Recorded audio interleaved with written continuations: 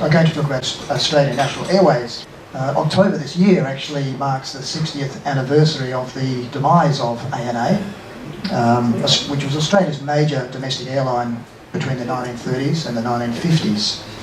And this presentation is a brief historical overview of ANA during its 21 years, but focusing mainly on its engagement here in WA, not so much about the East Coast, really focusing on the West. Okay, so there were actually two Australian National Airways, for those who may not be aware. The first one was founded in 1930 by Kingsford-Smith and Charles Ulm, but it only lasted for 1 year. That's another whole presentation.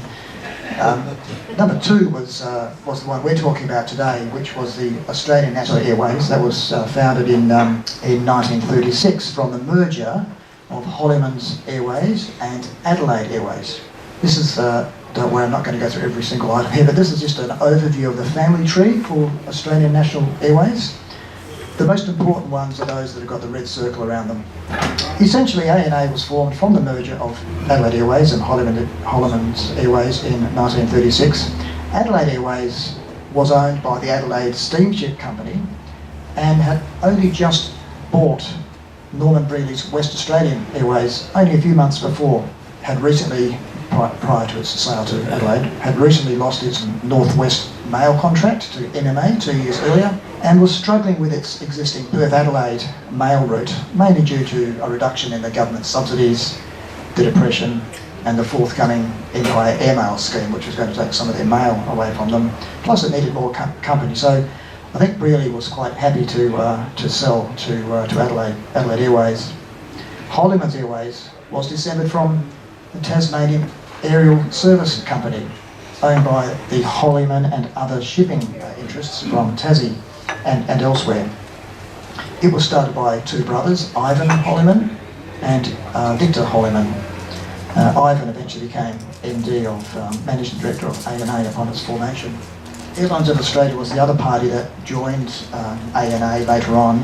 Initially, Hollyman wanted to buy Airlines of Australia, but its owner, Robinson, declined, but the following year in 1937 they came to a commercial agreement where, through a cross-equity arrangement, they each had equity in each other and formed an alliance, but they both had their own separate branding and separate management. But later on in 1942, Airlines of Australia was completely absorbed into ANA, and Airlines of Australia was originally in northern New South Wales area, trading as New England Airways, and operated mostly northern New South Wales and Queensland. After the merger, these are the fleets that each party brought to the new ANA. Hollyman's, one little comment there was they actually had the first Australian Douglas DC-2, the first aircraft in Australia to own that aircraft, first airline in Australia to own that aircraft. And that aircraft was prominent in WA later on, as we'll see. Adelaide Airways, the ones highlighted in white there, just indicate the aircraft that came over from West Australian Airlines after its purchase of West Australian Airlines. After the merger, here's a snapshot of the initial network that ANA operated in the very early days. For WA, it simply replicated what Adelaide Airways and West Australian Airways had previously operated. That was the Perth, Kalgoorlie, Forest, Adelaide once a week service. Other services were operated in southeast Australia, including Tassie, and some limited services up the east coast. After World War II, there'd been a lot had happened in terms of network development. A number of routes developed in the eastern states from Perth, and they even looked at Albany as well, flying to Albany at one stage. The rest of Australia, they were mostly comprehensive networks up and down the east coast. I'll go into the WA schedules in a little bit more detail in a moment. This is an indicative route map of what ANA operated in early 1947. The route across to Perth, as you can see, plus up and down the east coast, quite a bit around the Gulf of Carpentaria and Great Cape York Peninsula, and again down in the southeast corner. ANA always looked after WA, in my opinion. Just a few months after ANA was created, they introduced their brand new DC-2, the one I spoke about a moment ago, the brand new DC-2 across to WA. That was the Bungana. Most of ANA's aircraft ended, the names of ANA aircraft ended in ANA, most of them. So they brought their DC-2 over to the west, operating that that service from Perth through to Adelaide, the milk run as we call it. And this brought great excitement to WA. And in fact, the West Australian newspaper, some of the content there after its arrival at Maylands Aerodrome was, quote, a luxury passenger service on modern American lines, and even more out there is the great metal hull flashing in the afternoon sunlight and its engines giving thunderous notice of its arrival. Nothing like the old newspaper style for romantic descriptions. So the DC2 that they put on the Perth-Adelaide milk run still operated the same stops and was still one per week initially. A few years later, however, just before the war, that route was upgraded to DC3, operated 3 times weekly instead of 1. It dropped Forest and was extended through to Melbourne. A little later still, in 1944, Perth-Adelaide milk run had increased to daily flights. Forest was reinstated, not quite sure the reason for that, but an operational requirement of some sort. And but more importantly, ANA based the DC2 back over here, and they introduced a daily dedicated service between Perth and Kalgoorlie. So Cal was serviced, one, by the daily milk run through Adelaide, and secondly by its own point-to-point service every day from Perth on the DC2. There were some great developments after the end of the war with the arrival of the Douglas DC4 Skymaster to WA in 1946. This was bigger, faster, more comfortable, but not pressurised. More about that later. WA got the benefit of this flagship aircraft, and the iconically registered VHANA, Amana, was a regular visitor to Maylands, and more on Amana a little later. Again, back to the WA routes. After the war, September 46, Perth was busy. There were almost 3 services per day in each direction on ANA, in and out of Perth. There was the new DC4 aircraft providing 6 times a week non-stop services to Melbourne, and there were 14 services per week between Perth and Kalgoorlie. 7 were the dedicated services and 7 were part of the milk run to Adelaide. ANA had withdrawn the DC2 and replaced it with the DC3 for the dedicated services. Adelaide had 7 a week, Melbourne 13 a week. Again, like the DC2 services in 1936, WA was well looked after by ANA with the latest aircraft. February 48, there became some intense competition by Charles Snook's airline WA on the Perth-Kalgoorlie route in 1948.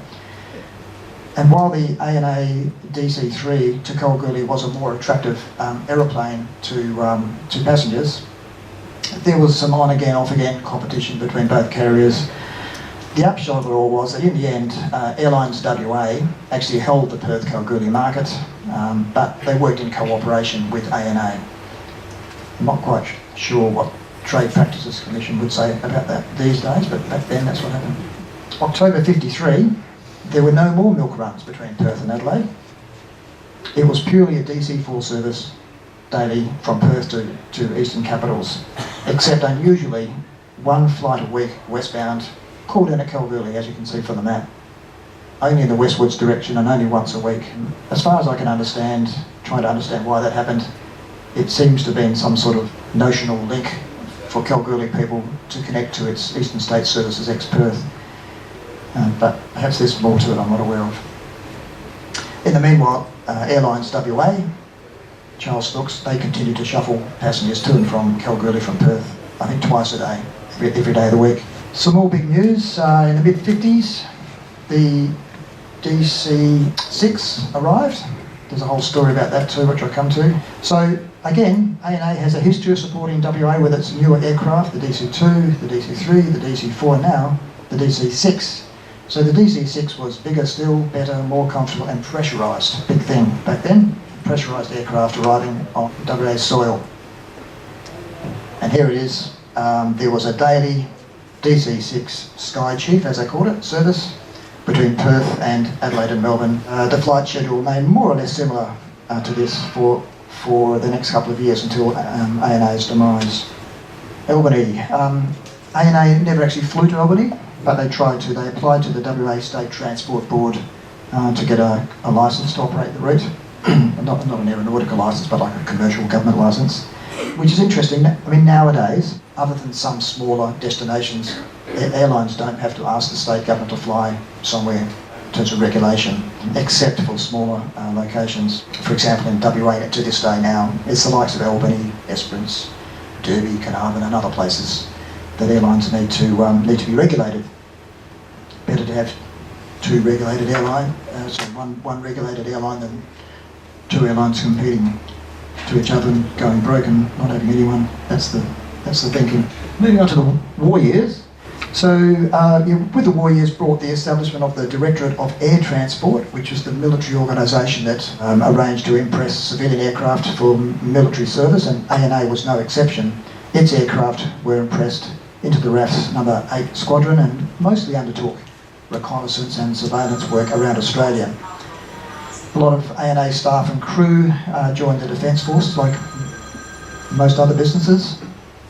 And in 1942, with the Japanese attack on the WA state ship, the Kulama, while off sea up at Cape Londonderry, on WA's most northern point, ANA was involved in evacuating its rescued passengers and crew a little later on. What happened was the Kulama beached itself at Fliers Bay, now called Kulama Bay, which is at the mouth of the King George River, right in the very northern tip of the west. So passengers and crew were subsequently rescued by Aboriginal folk from the Drysdale River Mission, now Kalumburu, and later transported to Wyndham, from where ANA evacuated them down to Perth. Also in 42 and 43, with the Japanese bombing of Darwin, North Queensland and northwest WA, ANA was sent to Darwin, Wyndham, Derby and Broome and other towns to bring in personnel and supplies and to evacuate women and children to Perth and Brisbane. It was quite difficult maintaining commercial services at this time due to the shortage of aircraft and labour and fuel. It actually copped quite a lot of flack from the public, because under a military system there was priority given to military and government passengers, and the public felt a little bit sore about that and blamed ANA for it. There's also, unfortunately, a bit of reputation of poor service from ANA at that time, but again, it's a little unfair because they were under enormous wartime constraints. A little about Perth Airport. So by the late 1930s, Maylands Aerodrome was becoming outgrown, and plans were made to establish a new airport, and they chose the site of the Dunreath Estate Golf Course in South Guildford, as it was called then. That was the site selected as the new aerodrome. In the very early days, the development was referred to as the Dunreath Aerodrome, but later when it opened in the early 40s, the aerodrome was allocated to the RAF and it became known as RAF Station Guildford. And despite protests from the RAF, both ANA and Qantas Empire Airways were given permission to move to the new aerodrome. In April 44, ANA became the first commercial airline service to use the new Guildford aerodrome, and it had big plans. Their first service was the DC-3 to Kalgoorlie and on to Adelaide, and here's an artist's impression of ANA's facilities at Guildford aerodrome back in those days. And in those times too, each airline at the airport had their own passenger terminals. This all changed in 1962 when the new Perth Airport was developed in time for the British Empire and Commonwealth Games here in Perth. There's the ANA hangar in the background there. This photo was taken in 1945. As an aside, other airlines and routings that inaugurated services from Guildford during ANA's lifetime until 1957 are shown on the screen. It became known as Perth International Airport upon commencement of Qantas's Johannesburg services in 1955. It goes right up to 1957 when SAA was the first overseas-based carrier to fly to WA. So aside from the actual operational side of things with ANA, they were quite forward-thinking in terms of looking at its staff. There are historical accounts that indicate Ivan Hodderman, the CEO, was held in very high regard by his employees. Staff seemed to have very strong loyalty and a high level of engagement and commitment to ANA, and they felt they were valued very highly by the company and very happy to be a part of something really big. big and exciting in these early years of commercial aviation. And this was reciprocated by Holliman's relationship towards his staff. He seemed to have genuine interest in looking after his staff's welfare, well-being and security. And he looked after staff in WA. This is demonstrated by his progressive plans to build a futuristic staff housing estate in the Ascot-Guildford area near Guildford Aerodrome. So this is an outline of an ANA housing estate that he was planning to build in the latter part of the war. It's a little hard to read the text at the very bottom of the screen, but it says, on the banks of the lovely Swan River near Guildford Aerodrome at Perth, Western Australia, ANA is developing on a 37-acre site a model housing plan for company employees. So on the map there you can see it highlighted in red, where towards the right hand side where today's Great Eastern Highway is. Wedderburn House, I don't know whether you're familiar with Wedderburn House, the two-storey place just off the highway in that area. It's got the circle around it. And the Swan River to the left, and Garvey Park down the bottom left-hand corner. Sadly, those plans were stymied after the war, but the land had actually been purchased. Some more plans for Perth by ANA. Down the bottom there, but retail shops, a picture theatre, medical and dental centres, child and infant welfare centre and a library and meeting rooms. These are included in the model suburb at Guildford, Western Australia for staff, for ANA staff. But behind these positive developments, some dark experiences were taking place. Between 1938 and 1950, ANA had experienced 10 serious incidents and crashes causing the death of 71 passengers and crew in that 12-year period. This includes the DC-2 Kiama, which crashed near Melbourne in 1938, killing 18 passengers and crew. And then on 27 June 1950, the West Australian newspaper screamed out ANA's blackest headline of all. At 2200, on 26 June 1950, a DC-4, it was VHANA, the one previously mentioned, Amana, departed Perth for Adelaide. A routine radio report was received from Amana's crew 10 minutes after takeoff, advising that the aircraft was on course and climbing to 9,000 feet. Nothing more was heard from Amana. Can I make a comment, please? Yes, please. I was booked on the Amana to fly to Melbourne with a company that I work for, General Motors. We pick up buses and transport that were being built at the Commonwealth Aircraft Factory in Fisherman's Bend. Last minute telegram we got to say that the production had been delayed and the flight had been cancelled. So here I am.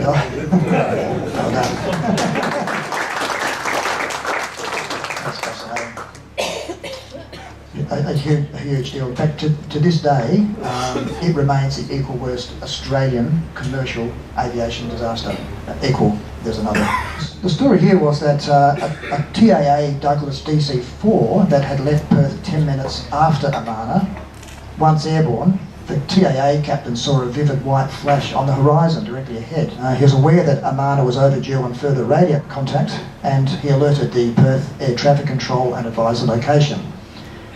Emergency and rescue services were dispatched and were guided by local farmers near York towards the crash site.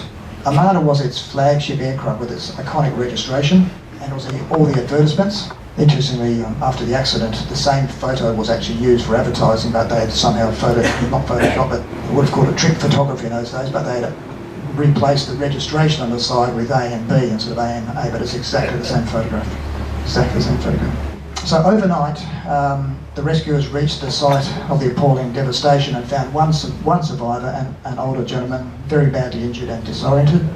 Sadly, this gent passed away in the following days. A total of 29 passengers and crew died in this appalling crash. This was the worst Australian civil aviation crash at the time and remains the equal worst to this day in Australia. It obviously had a devastating effect on the company and its staff.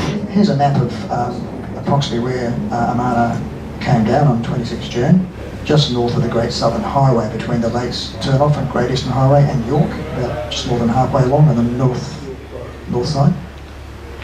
An Air Court of Inquiry in February 51 suggested that the cause was engine failures caused by water in the fuel, but ultimately the inquiry couldn't confirm the reason for the crash. Later, there was further speculation about a cross-feed drain cock issue, but the cause still remained inconclusive.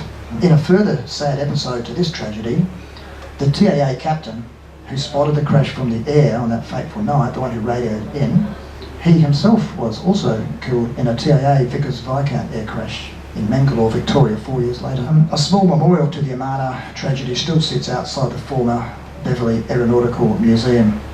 In fact, in case anyone's not aware, the Beverley Aeronautical Museum is actually closed down now. The memorial includes a piece of undercarriage from the wreck and lists the names of those who perished.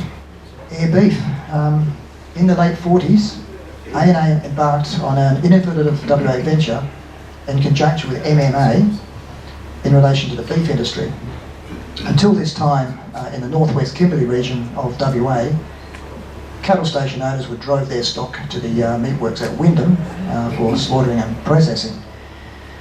This required a long, hard, tough droving over fierce, remote territory, often taking weeks, because there were no suitable roads at that time. This had a poor effect on the cattle and reduced the condition and value of the stock. So in the late 1940s, a group of participating station owners and ANA and MMA established an abattoir and an airstrip at Glenroy Station, which is not far from Derby, with some financial support from the WA government. Glenroy was a relatively centrally located area for participating stations. So the other stations would drove their cattle to Glenroy for killing and processing, where the meat would be chilled and flown directly from Glenroy to the Wyndham meatworks, where it was there frozen and then shipped for export. ANA used a Bristol B170 freighter and MMA used DC-3s, especially lightened. A couple of photos taken at Glenroy. ANA actually withdrew from the air beef scheme in 1954, having made a significant investment in the WA scheme, but MMA continued with the scheme for some years at least. But roads were gradually improved, making road transport of cattle more viable, and meatworks were later opened at Derby, much closer to Glenroy. This made the Glenroy air beef scheme less financially attractive, and eventually MMA also withdrew from the scheme in the mid-1960s. Air beef was dissolved, drawing an end to this unique WA venture. A little about booking offices now, just in the city of Perth, to do with ANA. So in 1936, ANA's Perth booking agent was the Orient Steam Navigation Company, located at 56 William Street. They were a shareholder in ANA. In later years, ANA managed their own booking office located at 85 William Street. There's a photo of the Orient Steam Navigation building that was used as the ANA agent. It still exists to this day. Beautiful Art Deco building that it is. The outside there in William Street and the foyer and inside of the building. You may recognise it in William Street. It has the Malaysian Tourism Authority in the front window. I think P&O used to be there many years ago. The Kalgoorlie booking agent was originally a company called T. Stoddart and Company, located in Maritana Street in the Palace Chambers in Cal. Interesting, that travel agent, T. Stoddart and Company, still exists to this day. They call themselves Stoddart's Travel. You can find them in the phone book. When I worked at Virgin Australia in Qantas, they were one of our regular agents, Stoddart's Travel. Airlines WA was later appointed as the booking agent in Kalgoorlie. Having come to an agreement on the schedules and so on a few years ago, they acted as the agents at Cal, and they were located at 65 Hannon Street. This photo shows the airport office at Kalgoorlie at that time. Domestic expansion efforts. In the eastern states, ANA tried but failed to purchase a controlling interest in Ansett Airways. That came back and bit them a little bit later on, who in those days were only operating in Southeast Australia. Butler Air Transport in New South Wales and Guinea Airways who operated in SA and NT. None of that came off. On the international side, Hollywood was very keen to get travelling overseas, but just after the war, with the current government policy on taking ownership of airlines in Australia, it didn't happen as such. However, they did operate some airmail charter flights from Darwin to Calcutta, This is only about the same time as the Empire Airmail scheme was about to commence. And between 47 and 49, they operated a series of charter flights from Europe to Australia, operating migrant charter flights, predominantly from Germany, Holland, Italy and the UK.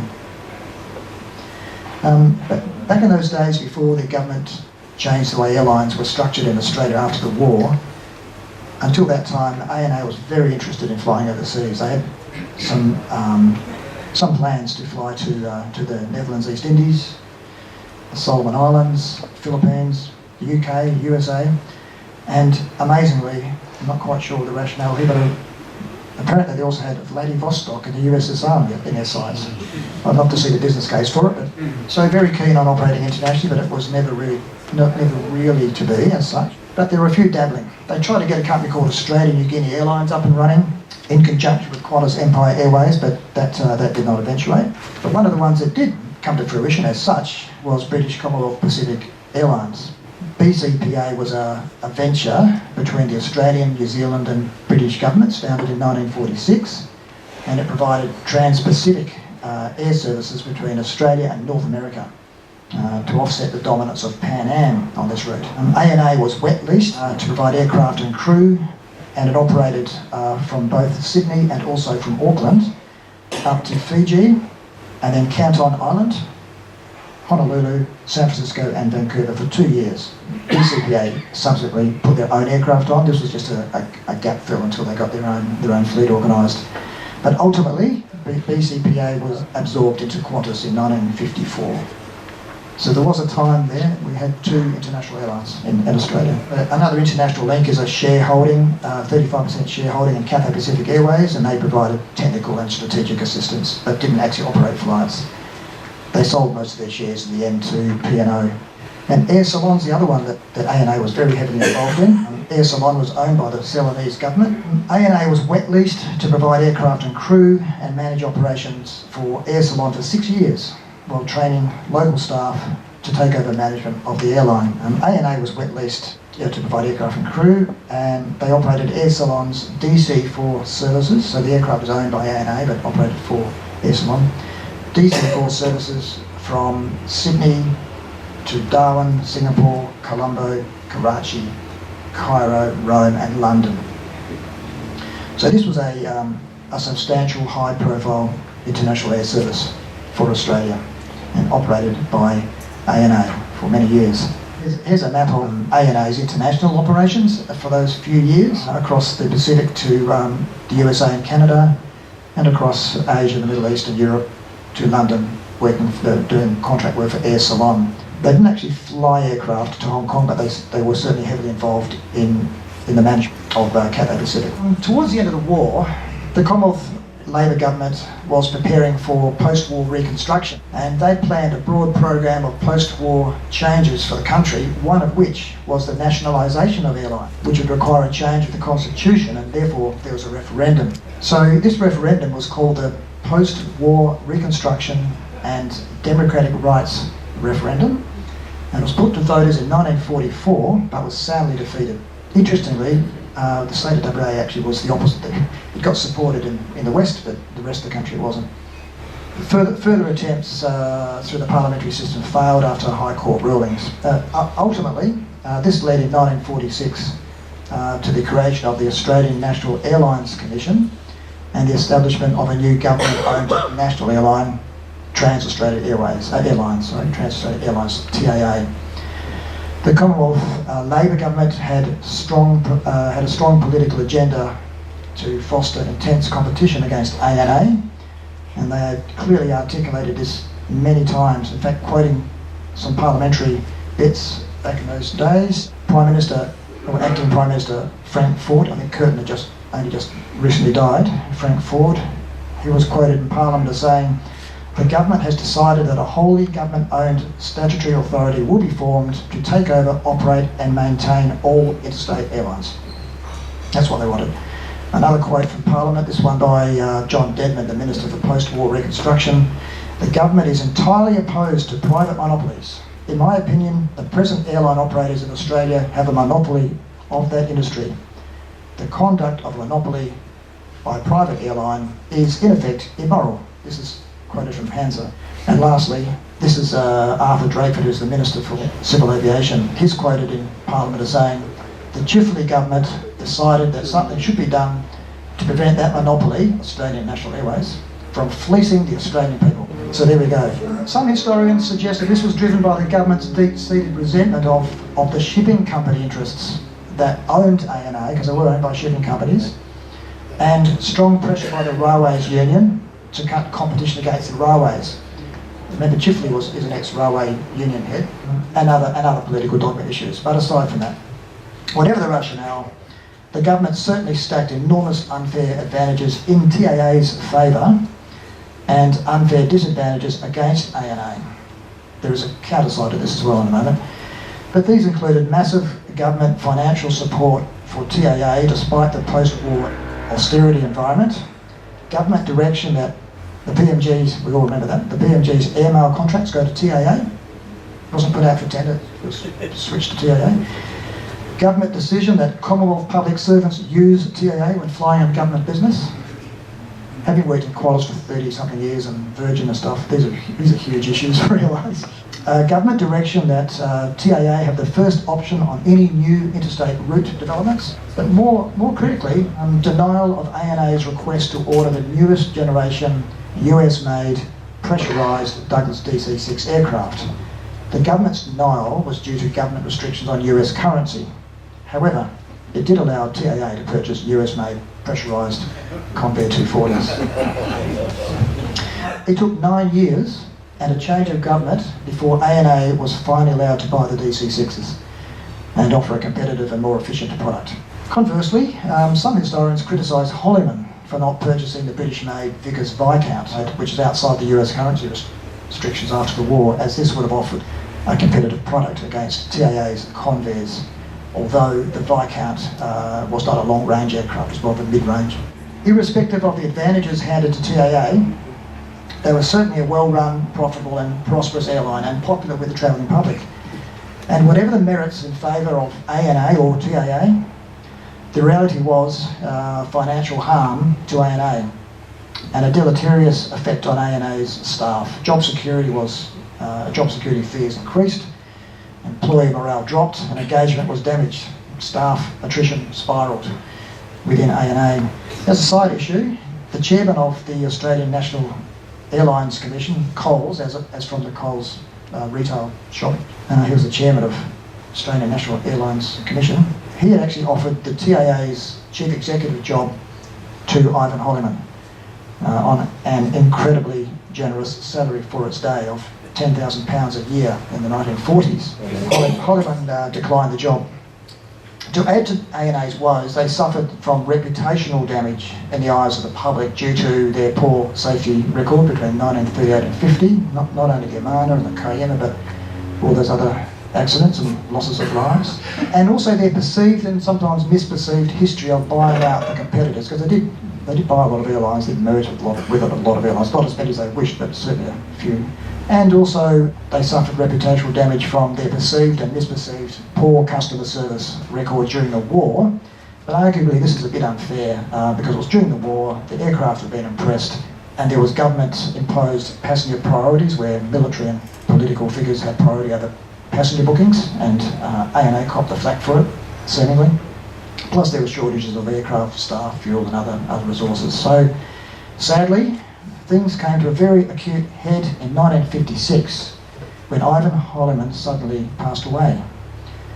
Regrettably, there had been no effective succession planning made, and there were poor leadership responses to the dire circumstances that ANA found itself in following Holliman's passing.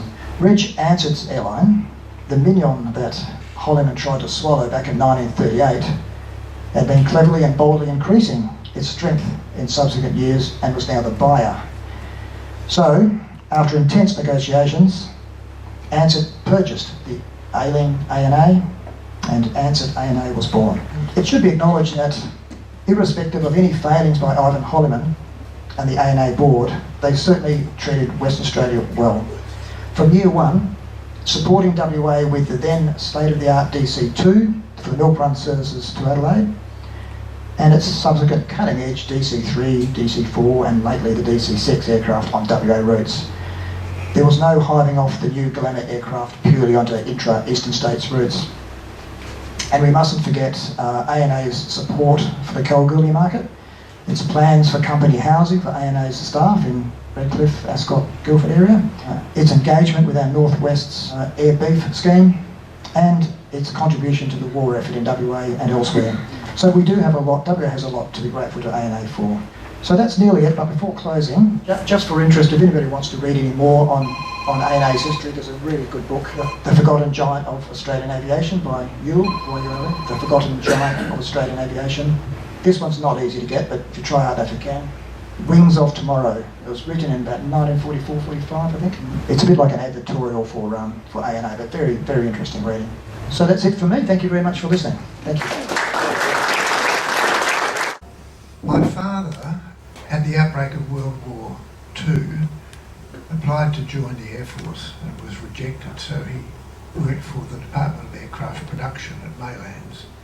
It wasn't long after that he went to ANA, who had the contract to service the Arrow Andersons at Geraldton. At the age of 9 or 10, he took me out there for the whole day and I roamed the aerodrome. This must have been after the war. I wouldn't have been allowed on the aerodrome during the war. But I spent the whole day roaming around looking at things and staying out of trouble. The name Harry Baker kept on coming up in our house because he was a famous character in Western Australia and we've spoken about him a number of times. But he flew pretty well solely the Bungana, the DC-2 on the Cross Australia route for ANA, obviously. And Harry made a name for himself in ANA by carrying a little notebook in his pocket. And every time he landed somewhere, he would note what the service was like and pull out his notebook and write down what the problems were. The refueler was a bit slow today, could you get on to him?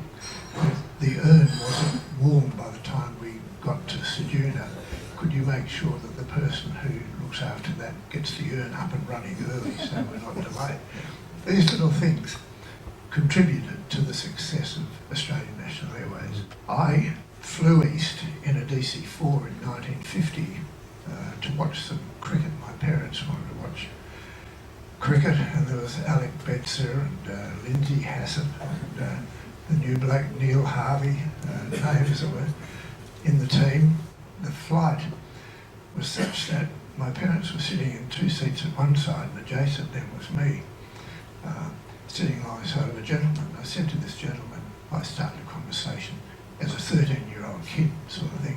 He said he'd been in Perth for a short while and I said, what did you do? He said, I was here for an investigation. What was the investigation?